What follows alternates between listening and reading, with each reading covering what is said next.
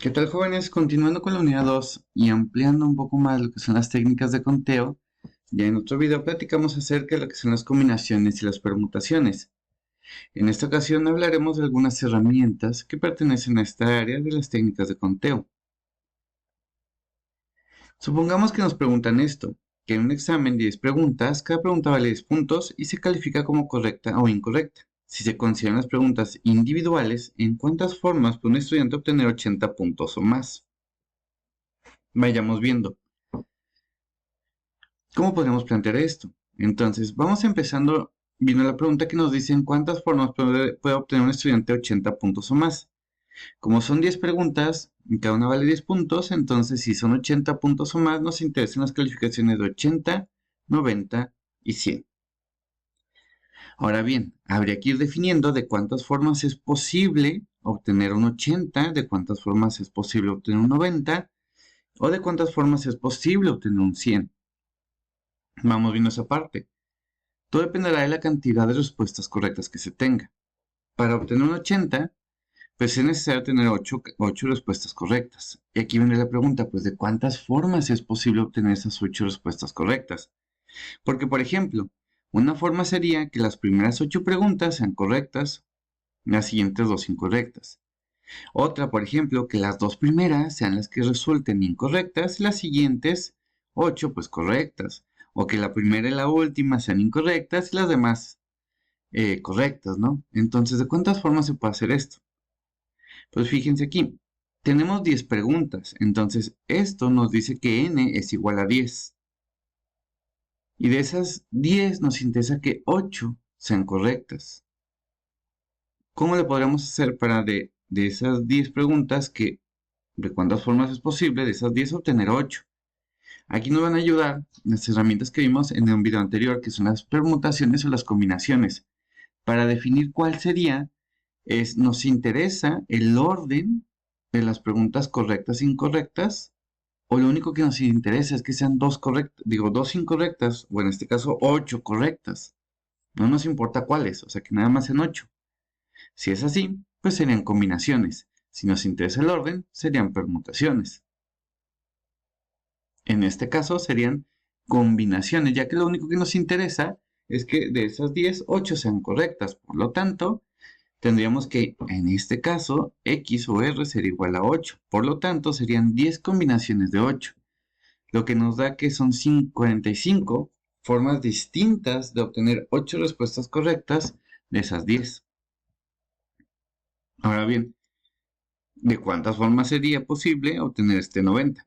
Siguiendo el mismo procedimiento, que comentamos, con las 8 respuestas correctas, pues en este caso ahora serían 9 respuestas correctas. Nuevamente, pues de cuántas formas sería posible obtener esto, donde 9 son correctas y una no. Pues repetimos nuestras combinaciones. En este caso serían 10 combinaciones de 9, lo que nos da 10. Hay 10 formas diferentes de obtener 9 respuestas correctas a partir de esas 10. Y ya por último, pues para obtener un 100 de calificación, las 10 respuestas deben de ser correctas. Es decir, todas. Y pues en este caso, pues solamente hay una forma, ¿no?, de obtener todas correctas, que sería 10 combinaciones de 10 y eso nos da 1.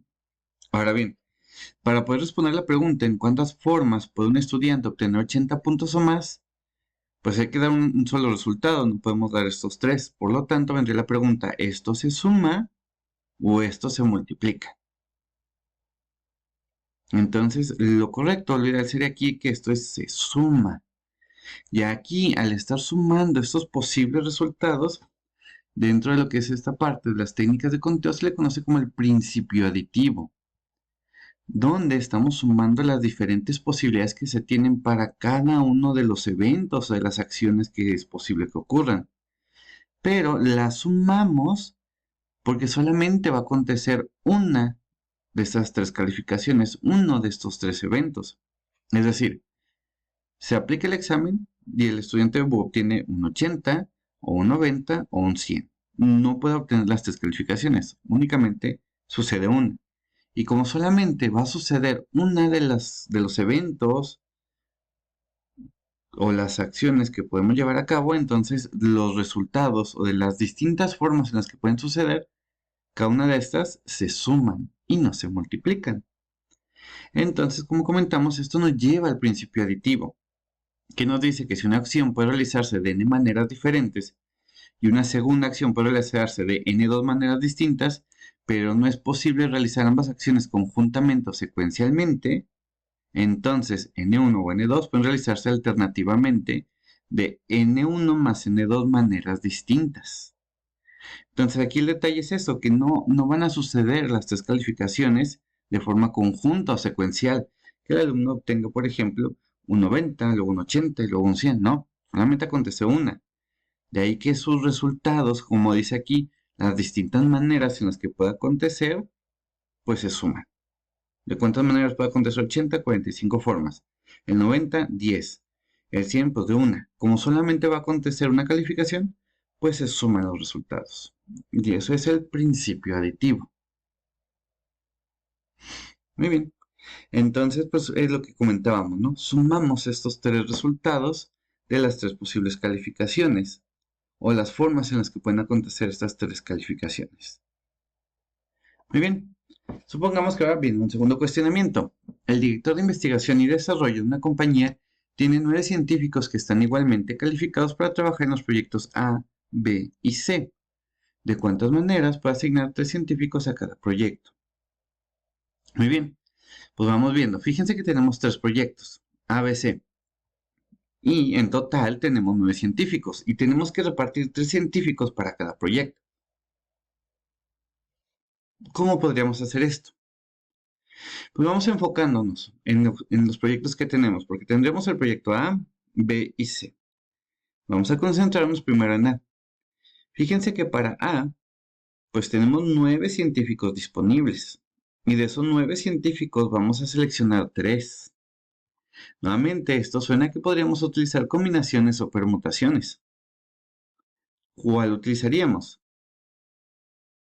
Si nos interesa el orden de la selección y el acomodo de los científicos, serían permutaciones. Si no nos interesa el orden o el acomodo, serían combinaciones. Entonces, muy bien, en este caso serían combinaciones porque no nos interesa si va primero Ana, Luis y José, o va José, Luis y Ana, o va José, Ana y Luis. Son los mismos 3 científicos, es el mismo equipo de 3 científicos. Entonces utilizaremos, combinaciones. Y serían 9 combinaciones de 3. Entonces supongamos que aquí están los 9 científicos y seleccionamos a 3 de ellos. De esta forma hay 84 distintas maneras de seleccionar 3 científicos de esos 9. Digamos que seleccionamos al 1, 2 y 3. Y ya, ellos se quedan en el proyecto A. Ahora vamos al proyecto B. ¿Qué va a cambiar aquí? Porque fíjense que ya no tenemos los 9 científicos disponibles. De esos 9 científicos, ya mandamos a 3 al proyecto A. Por lo tanto, nos quedan 6 científicos. Lo que sería ahora 6 combinaciones de 3. Y 6 combinaciones de 3 nos da 20 maneras diferentes de hacer esa selección. Supongamos que ahora seleccionamos al científico 4, 5 y 6. Científicos 4, 5 y 6. Ahora los mandamos al proyecto B y para C, pues nada más nos quedaron disponibles 3 científicos. Y de esos 3, pues seleccionamos a los 3. Esto nos va a dar igual a 1. Ahora bien, ¿qué vamos a hacer con estos 3 resultados? ¿Los sumamos o los multiplicamos? Aquí vendría la pregunta. ¿Solamente va a acontecer el que mandemos científicos al proyecto A, o a B, o a C, es decir, a uno solo, o los vamos a enviar a los 3 proyectos? Pues los vamos a enviar a los 3, ¿verdad? Entonces aquí hay una secuencia. Primero seleccionamos y enviamos para A, después seleccionamos y enviamos para B, y finalmente seleccionamos y enviamos para C. Y esa secuencia, pues la vemos que empezamos con 9 científicos, después con 6 y después con 3, por ejemplo.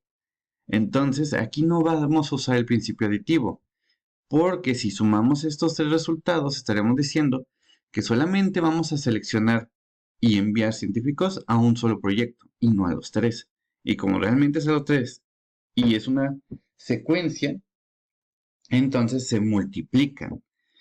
Y esto nos daría 1680 formas o maneras en las que se pueden asignar 3 científicos a cada uno de estos 3 proyectos. Y esto de multiplicar los resultados se le conoce como principio multiplicativo o principio básico de conteo, el cual nos dice que supongamos que un procedimiento implica una secuencia de cada etapas. Entonces esa secuencia pues es enviar a A, luego a B, luego a C. Hay 3 etapas.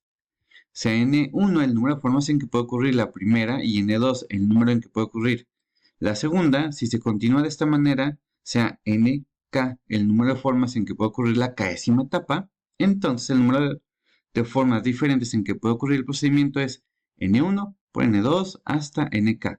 Es decir, las formas en que puede ocurrir la primera etapa multiplicado por las formas en las que puede ocurrir la segunda y así sucesivamente. Y fue lo que hicimos. Multiplicamos, en este caso, las formas en las que podríamos hacer la selección y enviar científicos a A, a B y a C. A este principio básico de conteo, también conocido como principio multiplicativo, también lo le llamamos el principio de las casitas, porque hacemos estos pequeños rectángulos o recuadros, donde cada recuadro, cada rectángulo representa una etapa, y en el interior, pues, las formas en las que se puede llevar cada etapa, y se multiplica. Entonces, aquí cabe recordar un par de cuestiones. Es necesario recordar, como dice aquí, que si se hace una selección de objetos y el orden tiene importancia, entonces deben considerarse las permutaciones. Como ahorita lo vimos en nuestro primer cuestionamiento, si el orden no importa, considérense las combinaciones. Que utilizamos combinaciones tanto en nuestro primer y segundo cuestionamiento. Y nota 2. El principio multiplicativo se emplea cuando se trata de una secuencia de acciones. Vamos a multiplicar las formas en las que se pueden llevar cada etapa. Y el principio aditivo se utiliza cuando se trata de una sola acción que se presenta en distintas alternativas, es decir, la calificación del estudiante solamente va a ser una. Puede ser 80, 90 o 100. Entonces sumamos las formas en las que puede suceder esa acción, pero solamente acontece una. Muy bien. Un tercer y último cuestionamiento. ¿Cuántas palabras distintas es posible realizar asumiendo que todas son coherentes con las letras de la palabra termómetro? Entonces veamos, tenemos la palabra termómetro.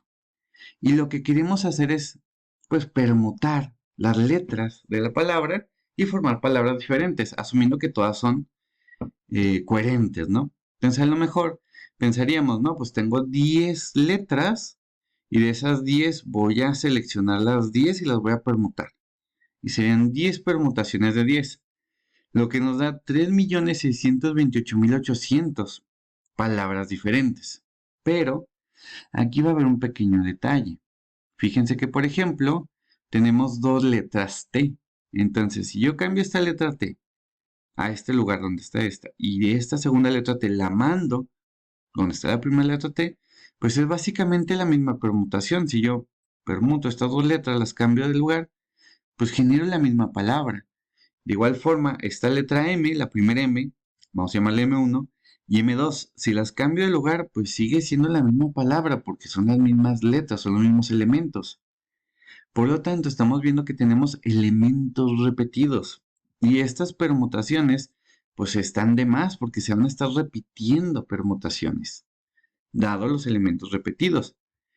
Entonces, aquí no usaremos como tal las permutaciones, sino algo que se llama permutaciones repetidas. Estas permutaciones repetidas, pues lo que nos dice es que tenemos n objetos, tales que n1 son de un tipo, n2 son de un segundo tipo. Es decir, aquí que tendríamos, que tenemos al final de cuentas n cantidad de elementos. N1, por ejemplo, serían todas las letras T, N2 todas las letras E, N3 todas las letras R, N4 todas las letras M y N5 todas las letras O.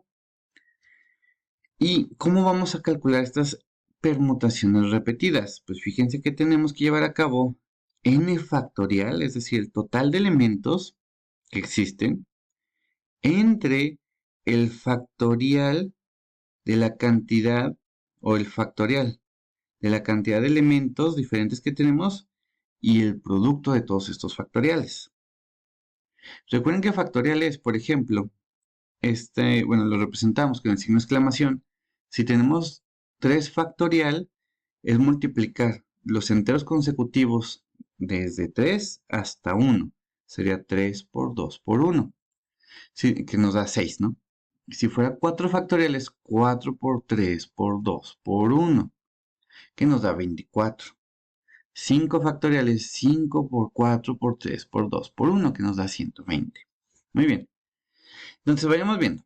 ¿Cómo vamos a resolver nuestro pequeño cuestionamiento a través de permutaciones repetidas?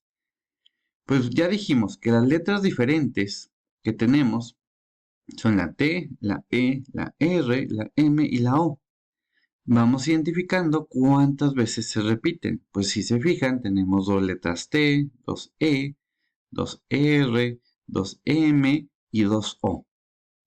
La suma de todas estas pues nos da N. Son 10 letras diferentes donde se están repitiendo cada uno de los 5 elementos distintos. Entonces, esta letra N factorial, será 10. ¿Sí? Aquí lo tenemos. Y N1 por N1 factorial por N2 factorial y así sucesivamente, entonces sería la cantidad o el factorial de la cantidad de veces que se repite la letra T, que se multiplica por el factorial de las veces que se repite la letra E, así hasta el késimo elemento que es la letra O. Por lo tanto, si sustituimos, ahora sí ya con los valores, tendríamos 10 factorial que se va a ver dividido por el producto o entre el producto de 2 factorial por 2 factorial por 2 factorial y así hasta 2 factorial que es la O. Si vamos realizando hasta cierto punto esto, 10 factorial pues nos da 3.628.800, mientras que 2 factorial pues es 2 por 1, nos da 2, 2 por 1, 2, por eso nos queda aquí 2 por 2 por 2 por 2 por 2. En este caso pues 2 a la quinta. Si dividimos ese 3.628.800, perdón, entre 2 a la quinta, que es este producto, pues vamos a obtener que existen 113.400 palabras diferentes, de las que originalmente habíamos obtenido de 10 permutaciones de 10 a la vez, que eran las 3.628.800, pues se reducen considerablemente por la cantidad de elementos repetidos que tenemos, ¿no? 113.400.